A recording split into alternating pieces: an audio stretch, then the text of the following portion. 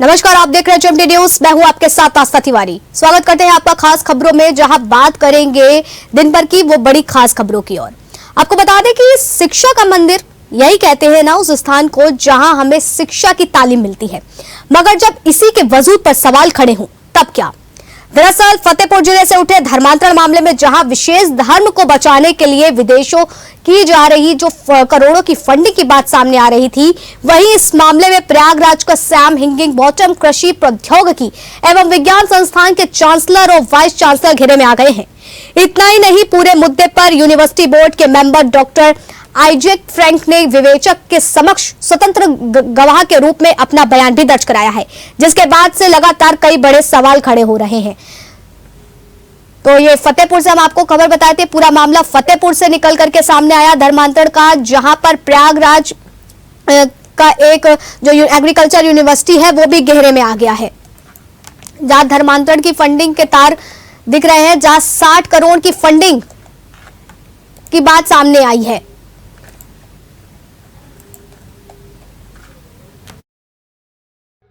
फतेहपुर जिले में सामूहिक धर्मांतरण के मामले में एक बड़ा खुलासा हुआ है। यूपी एटीएस की टीम और फतेहपुर पुलिस की ज्वाइंट टीम लगातार आरोपियों पर शिकंजा कस रही है। अब जब पुलिस ने विवेचना के दौरान बैंक खातों की डिटेल खंगाली है, तो इसमें ये तथ्य प्रकाश में आए हैं कि अमेरिका, लंदन समेत पाकिस्तान से 2003 से अब तक करीब 60 करोड़ रुपए की फंडिंग की गई है। पुलिस ने इस मामले में एक कथित हॉस्पिटल का भी नाम सामने आया है, वहीं से अहम दस्तावेज बरामद किए हैं और कई लोगों को नोटिस जारी कर उन्हें बयान दर्ज कराने के लिए बुलाया है। पुलिस ने साफ स्पष्ट कहा है कि जो लोग पुलिस की जांच में सहयोग नहीं करेंगे उनके खिलाफ भी केस दर्ज किया जाएगा और उनको गिरफ्तार कर इस मामले में आरोपी बनाकर जेल भेजा जाएगा। Anoop Tiwari, JMD news, Fatehpur. तो फतेहपुर से इस वक्त की बड़ी खबर आपको बता दें, जहां मामले के 24 घंटे बीत चुके हैं और लगातार जिस तरीके से प्रयागराज यूनिवर्सिटी, जिसमें यहां पर एग्रीकल्चर टेक्नोलॉजी एंड साइंस प्रबंधन समिति से जुड़े तार निकल करके सामने आ रहे हैं, वहीं इस धर्मांतरण में फंडिंग के विदेशों से भी तार जुड़े हुए हैं, जहां 60 करोड़ की फंडिंग का मामला सामने आया है। तो आखिर जिस तरीके से लगातार 3 साल से ये जो खेल चल रहा था, इसका बड़ा खुलासा हुआ है। 72 बैंकों से जांच पड़ताल की जा रही है कि आखिर इतनी बड़ी फंडिंग का क्या किया गया, किस खाते में ट्रांसफर की गई। और इस पर तमाम जानकारी देने के लिए हमारे साथ फतेहपुर से संवाददाता अनूप तिवारी जुड़ चुके हैं लाइव। अनूप, जिस तरीके से पूरा मामला खुल करके सामने आया है और अभी तक जिस तरीके से लगातार कार्रवाई हो रही है, क्या कुछ बातें निकल करके सामने आई? देखिए, अप्रैल माह में मामला सामने आया था, सामूहिक धर्मांतरण का मामला था। और ज्वाइंट संयुक्त कार्रवाई चल रही है, लगातार आरोपी पर शिकंजा कसा जा रहा है। विवेचना के दौरान इसके आने वाले खुलासे, क्योंकि इसमें अमेरिका, लंदन और पाकिस्तान से बताया जा रहा है करीब 72 बैंक खाते में करीब 60 करोड़ रुपए की फंडिंग की गई है। और जो परिवार होते थे तो धन का प्रयोग किया जाता था और इसके बाद बनाया जाता था। अनूप जी, आपसे भी जानना चाहेंगे कि जिस तरीके से वाइस चांसलर और चांसलर का इसमें बड़ा नाम आया है, तो इसमें क्या कुछ मुख्य भूमिका इनकी निकल रही है, क्योंकि लगातार कार्रवाई की बात की गई और आज इनको बयान देने के लिए भी बुलाया गया था, तो क्या कुछ निकल करके सामने आया? देखिए, फतेहपुर शहर में एक हॉस्पिटल है और उसके जो वाइस चांसलर है, उन पर भी आरोप है कि जो धन की फंडिंग की कार्रवाई पुलिस विवेचना के दौरान बैंक खाते खंगाले हैं, उससे 72 बैंक खाते हैं, तो वाइस चांसलर के नाम तो करीब संस्था के आधा दर्जन लोगों ने नोटिस जारी किया है और उनको जवाब दर्ज करने को कहा है। इसलिए दोस्तों का है कि अगर की बात को लोग करते हैं तो फिर उनको भी आरोपी बनाया जाएगा और धर्मांतरण के मामले में 70 इनके भेजा जाए। अनूप जी, जिस तरीके से 60 करोड़ की फंडिंग एक अपने में बहुत बड़ी बात है, जिस तरीके से इसका पूरा खुलासा हुआ है, लेकिन इस बीच जिस तरीके से 60 करोड़ की फंडिंग 3 साल में आखिर इतने बड़े फंडिंग का क्या कुछ किया गया, कहाँ ये इस्तेमाल की गई, कहाँ किस तरीके से रखी गई? देखिए, मैं आपको बता दें, ऐसा नहीं है कि पहले आप बल्कि पुलिस की जो जांच के तथ्य सामने आया है उससे 2003 से अब तक ये पूरा एक रैकेट था, धर्मांतरण के पीछे उसका रैकेट काम करता था। इससे 2003 से अब तक 60 करोड़ रुपए की फंडिंग की गई है, जिसमें 4 से 5 देशों से पैसा आया है। अब फिलहाल जो उनके बैंक खाते सीज करने की तैयारी की जा रही है और दूसरी तरफ लखनऊ एटीएस की टीम भी इस मामले की जांच कर रही है। अब देखना यह है कि इन पर कितनी जल्द पुलिस शिकंजा कस रही है। अगर देखा जाए जिस तरीके से इसमें एटीएस लगातार जांच कर रही है, पाकिस्तान का भी इस फंडिंग में सामने आना, कि आखिर जिस तरीके से पाकिस्तान से लगातार उसकी अर्थव्यवस्था को लेकर के खबरें आती रहती हैं कि आए दिन वहां पर अर्थव्यवस्था में गिरावट हो रही है, इतनी तमाम चीजें होने के बाद भी आखिर इतने बड़े पैमाने पर भारत में वो फंडिंग किस तरीके से कर रहा है? देखिए, पाकिस्तान में भले ही दुश्मनी हो, वहाँ कितनी भी गरीबी हो, लेकिन जिस तरीके भारत के खिलाफ पाकिस्तान समय समय पर षड्यंत्र रखता रहता है और इसी तरह से ये प्रारूप पुलिस जांच में सामने आया है। जिस तरीके वहाँ के फंडिंग से और यहाँ हिंदुओं को ईसाई बनाने का जो है बड़े पैमाने पर काम किया जा रहा था। इसके अलावा अगर फतेहपुर के धर्मांतरण की बात करें तो करीब 8 एसपी जो है यहाँ राजेश की, उन्होंने खुद बताया कि 1 वर्ष के करीब 8 मुकदमे दर्ज किए गए हैं, जिसमें हिंदुओं को मुस्लिम बनाया गया है। सबसे बड़ा फिलहाल धर्मांतरण पर यह मामला जो अब सामने आया है, जिससे योजना चल रही है और उससे चौंकाने वाले जो खुलासे हुए हैं। अभी तक फिलहाल ये फंडिंग के मामले में कोई अधिकारी 22 पुलिस अधिकारियों के सामने नहीं आए, लेकिन निदेशक हैं कोतवाल, सदर कोतवाल अमित मिश्रा, उन्होंने कहा है कि विदेशी फंडिंग का मामला प्रकाश में आया है, क्योंकि जिस तरीके बैंक खातों की जांच चल रही है, हो सकता है आगे और चौंकाने वाले खुलासे हैं। तो जिस तरीके से लगातार जांच जो है अपनी जगह पर चल रही है, लेकिन इन सबके बीच सबसे बड़ा आखिर यही सवाल उठता है कि 3 साल के अंदर प्रशासन की नाक के नीचे इस तरीके की फंडिंग होती रही धर्मांतरण के नाम पे। हालांकि जिस तरीके से लगातार प्रशासन सख्ती बरतने की बात कर रहा है, सख्ती कर रहा है, लेकिन उसके बाद भी विदेशों से लिंक जुड़ना, आखिर कैसे इसके प्रशासन के नाक के नीचे लगातार ये चीजें होती रही?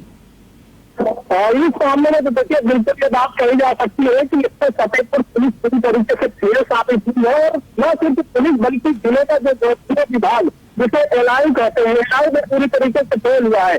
यानी गोपनीय तंत्र क्या कर रहा था, इतने बड़े पैमाने पर जिले में विदेशों से फंडिंग की जा रही थी, यहाँ गरीब हिस्से से मिसाला बनाया जा रहा था, उनको कर्ज दी जा रही थी, दवाएं दी जा रही थी और इसके बाद उनको धर्मांतरण के लिए दबाव दिया जा रहा था। तो इससे निश्चित रूप से जिले के जो एलआई है वो पूरी तरीके से साबित। 15 अप्रैल 2022 से लगातार 56 लोगों पर मुकदमे दर्ज हो चुके हैं, लेकिन अभी तक उसको लेकर के क्या कुछ निकल करके आया है? हालांकि जिस तरीके से कार्रवाई हो रही है, इसमें देखिए एसपी राजेश सिंह से जब हमारी बात हुई है तो इस मामले में जो 56 लोगों का मुकदमा दर्ज हुआ है, इसमें से करीब 15 लोगों को अरेस्ट कर जेल भेजा जा चुका है। अन्य लोग तलाश से जो है टीमें भी गठित है। बाकी तो लोग विवेचना के दौरान प्रकाश में आ रहे हैं, उनको विवेचन ने नोटिस जारी किया है और जो लोग फरार है उनके कोर्ट से नोटिस जारी किए, उनके दरवाजे पर चस्पा किया गया है कि वो अगर हाजिर नहीं होते तो की जाएगी। जी, तथ्यों के मुताबिक बात करें तो जिस तरीके से वाइस चांसलर और चांसलर के साथ साथ में 4 जो अन्य लोगों पर मुकदमे दर्ज होने की भी बात सामने आई है, उनको कार्रवाई के लिए आज जिस तरीके से बुलाया भी गया, तो ऐसा भी सुनने में आया है कि इन लोगों ने पहले से ही अपनी जमानत याचिका के लिए कोर्ट पे पेश कर दिया था। तो आखिर अगर ये बात सत्य है तो इसमें को लेकर के कोर्ट अभी तक क्या कुछ फैसला उसकी तरफ से आया है, क्या कुछ सामने निकल करके आ रहा है? देखिए, अभी कोर्ट की तरफ से कोई फैसला नहीं आया। जिन्होंने जमानत के लिए कोर्ट पे अर्जी डाली है, अभी उसकी कुछ सुनवाई नहीं हुई। अब मुझे अभी देखना होगा कि कोर्ट इस पर क्या सुनवाई करता है, उन्हें जमानत देता है या नहीं देता, इसके लिए अभी इंतजार करना। बहुत बहुत शुक्रिया तमाम जानकारी देने के लिए अनूप। तो आपको हम लगातार बता रहे हैं कि धर्मांतरण मामले को लेकर के जिस तरीके से ये मामला फतेहपुर से निकल करके आया, ये पूरा जिस तरीके से जो है 60 करोड़ की विदेशों से फंडिंग की जा रही थी, शिक्षा के मंदिर में जिस तरीके से ये एक घोर अपराध अगर कहें तो गलत नहीं होगा, इस तरीके से किया जा रहा था। पूरे मामले को लेकर के लगातार बड़े खुलासे हो रहे हैं, कार्रवाई हो रही है।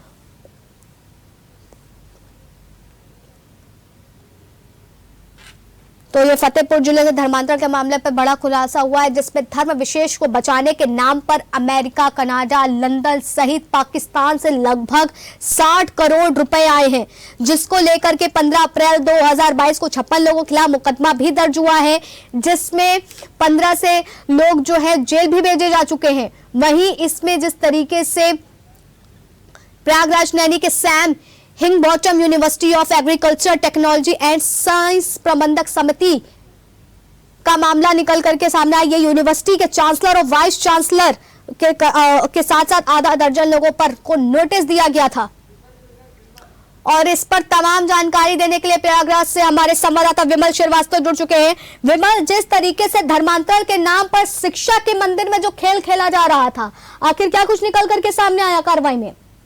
देखिए, Allahabad agriculture institute of technology का जो यहाँ पर विश्वविद्यालय है नैनी में, वहाँ के जो प्रोफेसर है, वहाँ के जो वाइस चांसलर है, ये लगातार यहाँ पर धर्मांतरण कराते हैं और अन्य जनपदों में भी इनका धर्मांतरण का कार्यक्रम चलता था। लेकिन अभी कुछ दिन पहले ही फतेहपुर में धर्मांतरण का एक मामला सामने आया था, जिसमें इन लोगों का भी नाम सामने आया था। और वहाँ पर जब पुलिस ने उनसे पूछताछ की तो इन लोगों ने, जो आरोपी थे, जिन लोगों ने धर्मांतरण किया था, तो इन लोगों ने यहाँ पे इलाहाबाद में जो उनके एग्रीकल्चर इंस्टीट्यूट के जो वाइस चांसलर और चांसलर थे, उनका नाम आया था, कई प्रोफेसर का भी नाम आया था।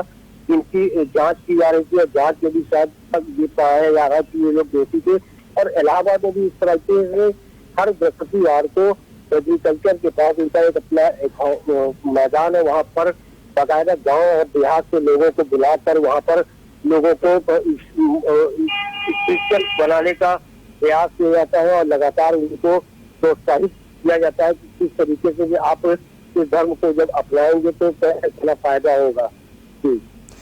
विमल, जिस तरीके से चांसलर और वाइस चांसलर की इसमें मुख्य भूमिका को निकल करके सामने आ रही है, इसकी तरफ से एग्रीकल्चर यूनिवर्सिटी के लोगों का क्या कुछ कहना है, क्या कुछ उन्होंने इस पर को लेकर के बयान दिया है? देखिए, यूनिवर्सिटी प्रशासन की तरफ से अभी कोई भी बयान नहीं दिया है, क्योंकि वहाँ पर जिस तरीके से ये जो पूरी घटना हुई है, उसको लेकर प्रशासन यहाँ पर काफी सख्ती बरत रहा है और लगातार उनसे पूछताछ के लिए उनको बुलाया भी जाता है। हालांकि अब जो अभी नया मामला जो सामने आया है फतेहपुर में, तो उसको लेकर अब प्रशासन और भी गंभीर हो सकता है। विमल, जिस तरीके से अगर बात करी जाए शिक्षा के मंदिर में जिस तरीके से खेल लगातार चल रहा है और इसमें चांसलर और वाइस चांसलर की भूमिका निकल करके सामने आई, आधा दर्जन लोगों पे और जो है उनको नोटिस तलब किया गया है, और ऐसे कौन लोग हैं जो निकल करके सामने आ रहे, कोई ऐसा कुछ सुराग? देखिए, अभी पुलिस जांच कर रही है और यहाँ पर जो चांसलर और वाइस चांसलर की बात जो आ रही है सामने, तो ये जो इनका जो विश्वविद्यालय एग्रीकल्चर इंस्टीट्यूट ऑफ टेक्नोलॉजी, जिसको सियास बोलते हैं, यहाँ पर विदेशों से लोग आते हैं पढ़ाई करने के लिए। रशिया हो, जर्मनी हो, फ्रांस हो, पाकिस्तान हो, नाइजीरिया हो, यहाँ के बच्चे यहाँ पर आते हैं और यहाँ पर एजुकेशन लेते हैं। तो हो सकता है उसी तरीके से यहाँ पर उन लोगों के, जिस तरीके से उन लोग यहाँ पर आते हैं पढ़ाई करते हैं, तो यहाँ पर भी लोगों को वो अपने क्रिश्चियन की जो अपनी संस्था है उसके कार्य को प्रोत्साहित करते हैं और गांव देहात के लोगों को पैसे की लालच देकर उनका धर्मांतरण करते हैं। विमल, आपसे ये भी जानना चाहेंगे, देखिए जिस तरीके से शासन प्रशासन लगातार इन धर्मांतरण वाले मुद्दों पर सख्ती बरतने की बात करता है, सख्ती बरती जा रही है उसकी तरफ से अक्सर ये कहा जाता है, लेकिन उसके बाद भी ऐसे मामलों पर रोक नहीं लग रही है, उसकी वजह क्या? इतने बड़े पैमाने पर विदेशों से फंडिंग हो जा रही है, पाकिस्तान भी इसमें शामिल हो रहा है, वो भी 60 करोड़ की, वो भी धर्मांतरण के नाम पर। तो आखिर ऐसे मुद्दों पर रोक क्यों नहीं लग पा रही है? देखिए, जो धर्मांतरण का मामला मुद्दा होता है वो कहीं न कहीं लोगों के साथ मिलकर होता है और ये छुप पर धर्मांतरण किया जाता है। तो इसके बारे में न तो पुलिस को जानकारी हो पाती है, बैंक शासन जानकारी हो पाती है और लगातार ये धर्मांतरण का काम चलता रहता है। बहुत बहुत शुक्रिया तमाम जानकारी देने के लिए। तो वाकई अपने में एक बड़ा सवाल खड़ा कर रही है कि शासन प्रशासन की इतनी सख्ती के बाद भी ऐसे मामलों पर रोक नहीं लग रही है। सबसे बड़ी बात यही हो जाती है कि 3 साल से लगातार इतने बड़े पैमाने पर फंडिंग हो रही थी, बैंक के खंगाले जा रहे हैं, खातों को खंगाला जा रहा है, और जिस तरीके से पाकिस्तान का इसमें इन्वॉल्वमेंट भी देखा जा रहा है, तो उसको लेकर के एटीएस की टीम भी जो है इस पे पूरी जानकारी कर रही है, जांच में पड़ताल में पूरी तरीके से जुटी हुई है। तो अब देखना यह होगा कि आखिर किस तरीके से आखिर इन मामलों पर रोक लगेगी।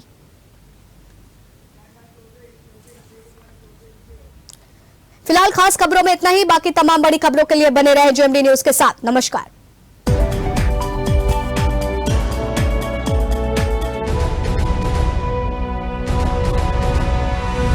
अगर आपको हमारा वीडियो पसंद आया हो तो हमें लाइक करें, सब्सक्राइब करें और ज्यादा से ज्यादा शेयर करें, और हाँ, बेल आइकॉन दबाना ना भूलें ताकि हर खबर का अपडेट आप तक पहुंचे तुरंत। आप हमें इंस्टा, ट्विटर और फेसबुक पर भी फॉलो कर सकते हैं। हमारी आईडी है @JMD News Flash।